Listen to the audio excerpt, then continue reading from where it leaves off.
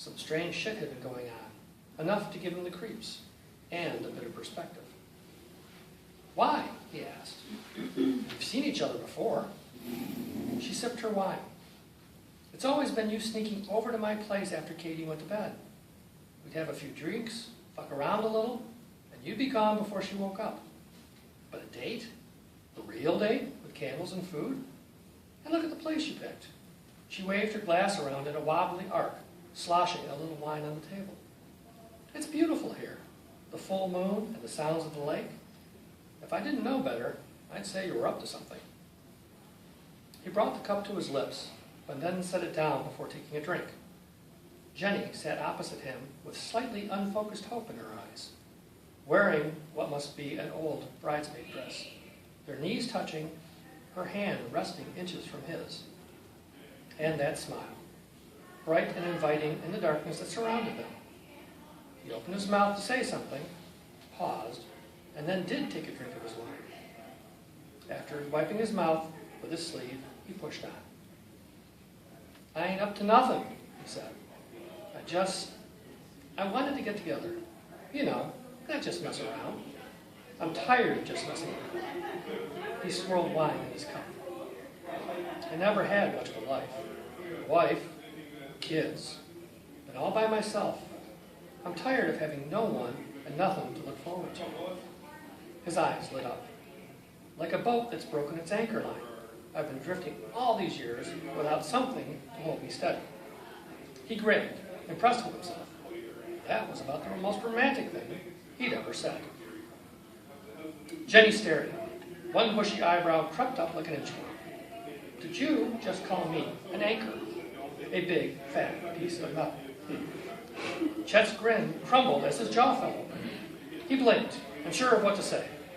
Had he gone and screwed it up after all? Jenny laughed and clapped her hands, which, wearing that dress, made her seem more a child than a widow in her mid-50s. Relax, Chet, I was just kidding. Seriously, men have no sense of humor. She placed her hand back on the table, but this time it covered his. I appreciate what you did tonight. It's been a long while, long before Adam died, that anyone went to so much trouble. And what I really want to know is, why? Why do you want something more now? He turned his hand to hold hers, his thumb caressing her skin.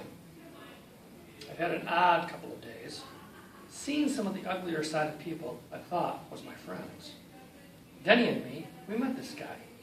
He wants us to help him do something here in town. Help him stop some colored guy Gene's got playing at the Lula. Said this Owens fellow wants to cause trouble. Hurt a few people. Maybe kill someone. He thought the guy might even have Izzy's daughter. Wait a minute, Jenny said with a befuddled frown. Do you think this guy knows something about Natalie? Have you told Izzy? I don't know if he's telling the truth, Jenny. I mean, something ain't right about this Weber, the guy Denny and I met. When you're around him, you feel funny. See things that don't sit right. I suppose that could be the shakes. Hell, I had him before when I stopped drinking. He looked up at her. But I feel fine. This wine tastes like water. I really don't want to finish it. I don't even want to smoke. But that's a good thing, ain't it? What I'm trying to say is, I want to make a change while I still have time. I want to make a difference for you and me. This Weber fella, Denny drank his Kool-Aid and is with him all the way. But me, I'm scared, Jenny. I got to get away from all this. Try to live right for however many years I've got left. I don't want to be alone anymore. He tried to put all the sincerity in his voice that he felt inside. I want you to come along for the ride. She pulled her hands from his and looked down at her cup of wine. When she smoked, rented lips. When she spoke, her voice was soft and sad. You know me, Chet. I drink way too much. Way too much.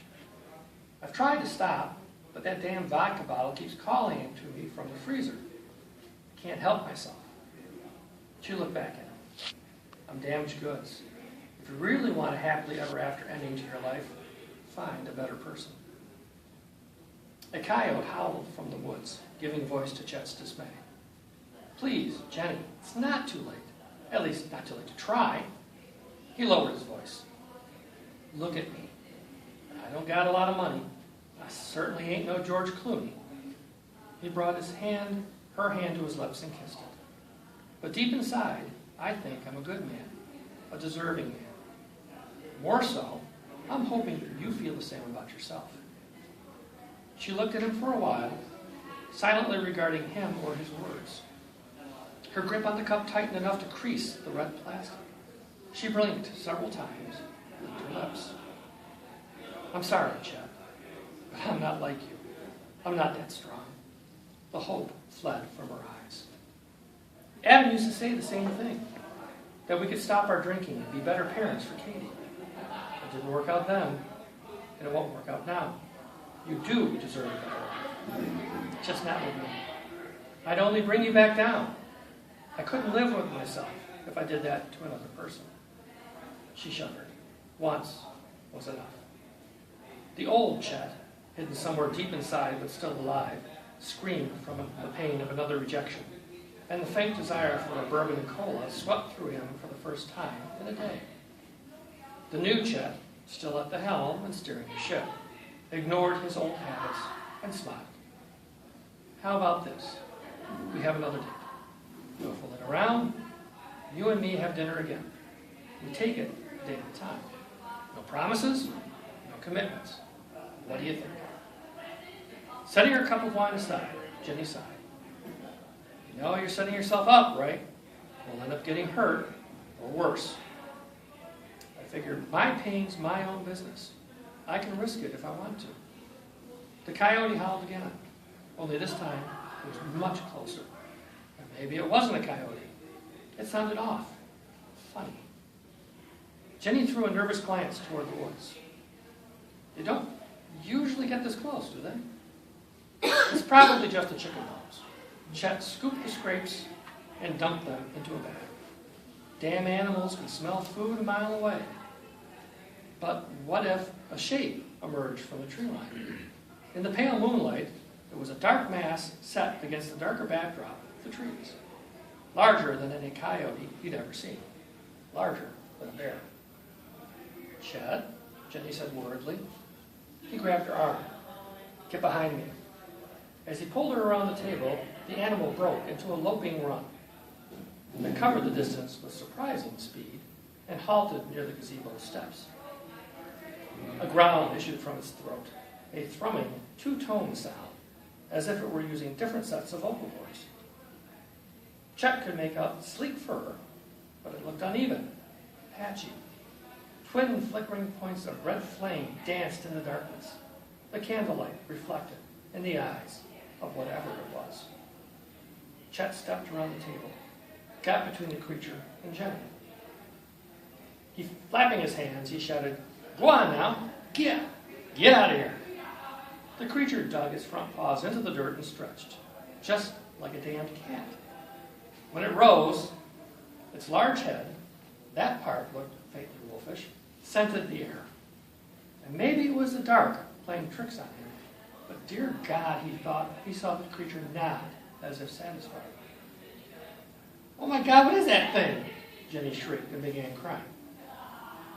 Okay, it wasn't a trick in the dark. Jenny had seen the same incredible nod. Fear swept through him, old and primal, like a sailor's fear of being caught on the water during a summer thunderstorm rolling hard and fast over the lake. That kind of fear. He didn't take his eyes off the creature. With one hand, he reached back, groped along the top of the picnic table until he found something thick and metallic, brought his hand forward. Great. Now he was armed with a dinner knife against something that big. "Jenny," he shouted. "Jenny, listen to me." She quieted down. "Stay behind me. If you get a chance, run for your car. Bring back help." She didn't answer. He turned to see if she'd heard him. There was a rustling sound. Chet snapped his head around, and the creature was gone. He whipped his head left, right, spun around to look behind him. Damn, where'd it go? He hadn't heard any twigs snapping, leaves crackling. No sound at all. It had to be nearby. But where? Chet slowly looked up. The roof? Couldn't be, not up there. Nothing can jump that high. And besides, he'd have heard it land. Still, slowly, silently, he slid 1 foot sideways, shifted his weight, drew the other foot in, edging back toward Jenny. Focus on the roof, he told himself. Wait for some sign that it was hiding. He slid again. Again. Now he was at the far end of the table, no more than 2 feet from her. She had clamped her hands over her mouth, but she still made little whimpering noises. One of the bows had fallen out of her hair and landed on top of some leftover clothes. Jenny, he whispered, extending a hand. Before she could lift a hand, the floor erupted in a storm of shattered boards and flying nails.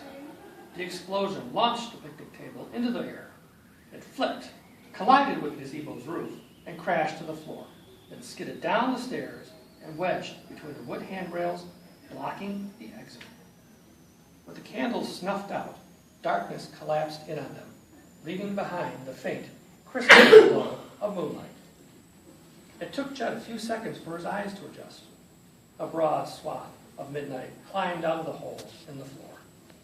He laughed, brief, shrill, a panicked laugh.